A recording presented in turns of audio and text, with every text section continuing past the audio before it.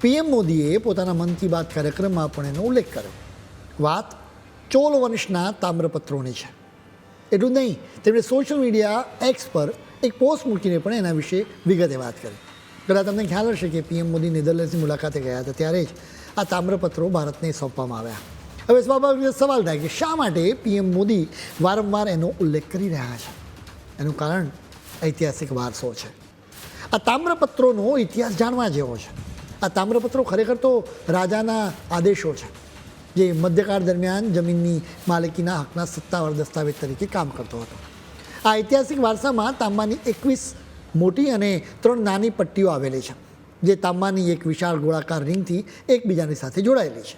આ રિંગ પર કાયમી ધોરણે સત્તાવાર ચોલ વંશની મુદ્રા અંકિત થયેલી છે, જેમાં એક બેઠેલો વાઘ પણ છે, જે ચોલ શાસનનું પ્રતીક છે. 2 માછલીઓ છે, જે પાંડ્ય રાજ્ય વંશનું પ્રતિનિધિત્વ કરે છે. તેની સાથે એક ધનુષ પણ છે, જે ચેર રાજવંશનું પ્રતીક છે, અને એક શાહી છત્ર પણ બનેલો છે.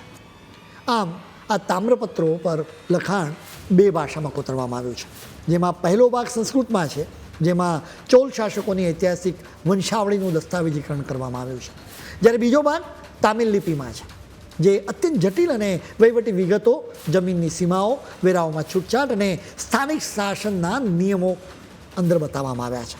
ચોલ શાસનના સુવર્ણ યુગ સાથે જોડાયેલા તામ્રપત્રો ભારતના 2 સૌથી શક્તિશાળી સમ્રાટો રાજારાજ ચોલ પ્રથમ અને તેમના પુત્ર રાજેન્દ્ર ચોલ પ્રથમના શાસનકાળની આ ઝાંખી કરાવે. આ તામ્રપત્રો સ્પષ્ટ દર્શાવે છે કે અનેરમંગલમ ગામની મહેસૂલની તમામ રકમ નાગાપટ્ટિનમમાં આવેલા ભવ્ય બૌદ્ધ મઠ ચૂડામણી વિહાર માટે દાનમાં આપવામાં આવી હતી. સૌથી મોટો સવાલ એ છે કે આ તામ્રપત્રો ભારતથી નેધરલેન્ડ્સ કેવી રીતે પહોંચ્યા?